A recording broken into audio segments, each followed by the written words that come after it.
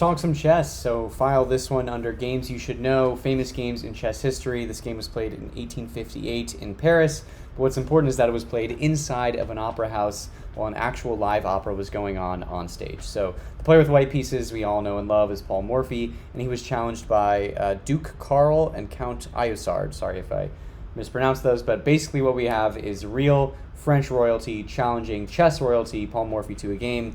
The Duke and the Count decided on moves together and hope that their combined wits would match Morphy's single wits with white pieces. We'll see how that hope works out. So Morphy opens with e4. We have e5 by black, knight to f3, pawn to d6, and d4. Morphy already striking in the center, trying to open up the board and develop rapidly and get an attack going.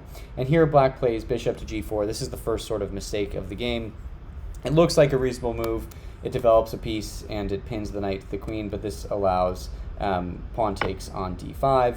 And after, well, let me just say what the better move here is e takes on d5. After knight takes, then you might get the knight developed to f6, and this is a much more stable position to play with the black pieces.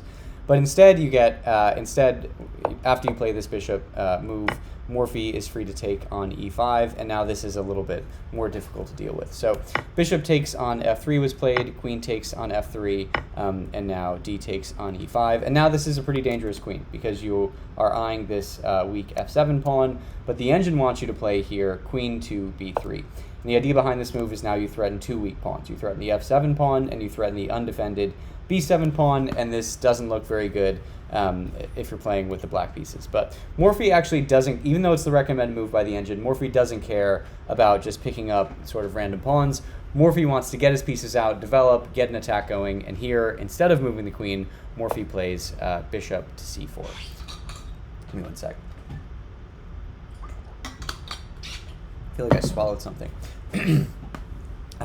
So this is a great tempo move because it's sort of the ultimate tempo. Black cannot ignore the threat of checkmate on f7. So the queen moving to f7 would be checkmate, and the Count and the Duke deal with this by playing knight to f6, blocking the queen from the f7 square. So they at least saw that there was checkmate in one looming.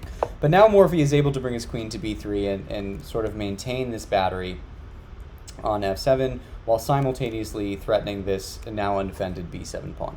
And black can't worry about both of these threats at the same time. So if you played something like b7 or b6 to defend this pawn, then you get a very sad ending. You get bishop takes on f7, king to d7 or e7, doesn't really matter. Queen to e6 is going to be checkmate. All of these squares are taken away by the queen. And this would be a very sad end. So the Count and the Duke saw this, and they said, okay, we're going to give up the b7 pawn. We're just going to play queen to e7, protecting this f7 pawn, and hopefully Morphy just takes this pawn and is done.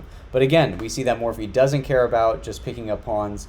It's a fine move to play, but you know, if you do take this pawn, it's actually not as good as it looks. Then black would play queen to b4 check, threatening to pick up Morphy's queen on b7. So after Morphy takes, you get bishop to b4, then king to e2, and this sort of the game would go on from here. Definitely a better position for white, but Morphy is not really interested in grinding out a game, up a pawn. Instead, he wants excitement, he wants to develop his pieces and sort of have a good time, so he plays knight to c3, getting more pieces into the game. Here, black plays c6, not the best move. It's a discovered defense now. The queen protects the b7 pawn, but Morphy has demonstrated that he doesn't really care about that pawn, and there's no real need to continue to worry about it. Instead, Morphy just plays bishop to g5, developing his final minor piece, and now pinning this knight to the queen, and this knight is going to be pinned for quite some time, so just keep an eye on that. Now we have b5 by black, trying to get rid of this really powerful battery on the diagonal. And probably the Count and the Duke were hoping that Morphy would just retreat the bishop and sort of get off of the diagonal. But Morphy has other plans. He says, I want to keep my pieces in an attacking position. I want to open up the queen side, and takes the pawn on b5. So a nice little knight sacrifice. After the pawn takes back, you get bishop takes on b5, and this comes with check. And this is a pretty tough check to deal with. The only move that really makes sense is knight b to d7, blocking the bishop. But now you have these two knights, which look like very good defensive pieces, but they're actually just screwed into the board. This knight is pinned by the bishop to the king. This knight is pinned by the bishop to the queen, so not really doing much by way of defense. And now Morphy has this really lovely long castle, and it's really nice because it comes with an attack. And it's always great when you can castle with a tempo, and that's exactly what happens here. The rook is now attacking this knight on d7. Black responds by putting his rook or their rook on d8. And here Morphy just has a nice little exchange sacrifice. Rook takes on d7, rook takes on d7, but now this rook is pinned, just like the knight was a moment ago. The bishop is pinning it to the king, and Morphy says, I have one piece that's not getting into the action, so let me bring it to d1 and just replace my rook.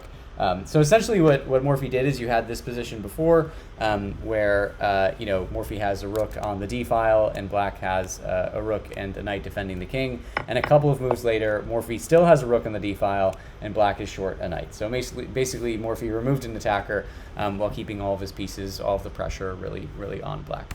So here, the Count and the Duke finally break the pin.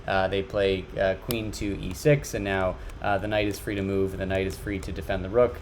But now Morphy takes his sort of exchange sacrifice back, and he plays bishop to d7 check. This obviously has to be dealt with, and you can't take with the king because the rook is defending. The only move that sort of makes sense here is knight to d7. And here, the Count and the Duke probably felt pretty good about their chances because it's really unclear how to continue the attack if you're playing with the white pieces. You're up a pawn, and your king is tucked away a bit safer.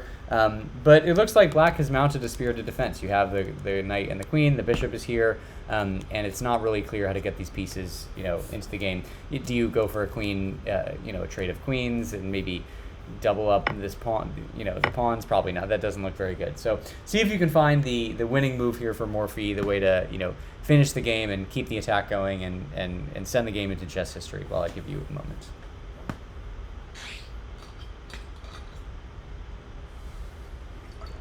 Okay, the winning move here. It's an awesome move, a move that maybe is a little bit hard to see, but once you see it, you sort of see its worth, and it is queen to b8 with check. And I'm sure the Count and the Duke were not very happy when they saw this, because checkmate is very soon to follow. The king, of course, cannot move. The bishop is slicing this way. But after knight takes on b8, you get the wonderful rook to d8, and this, of course, is checkmate.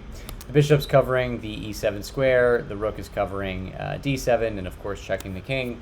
And even though the Count and the Duke have all of these defensive pieces around the king, they don't matter because all Morphy needs is a bishop and a rook, and this is checkmate. So just a great game, really cool historically that it was played in an opera house while an opera was going on, but also gives us all of Morphy's major themes, which is not necessarily caring about just picking up random pawns, but developing pieces, sacrificing pieces, getting an attack going, getting all of the pieces in on the action.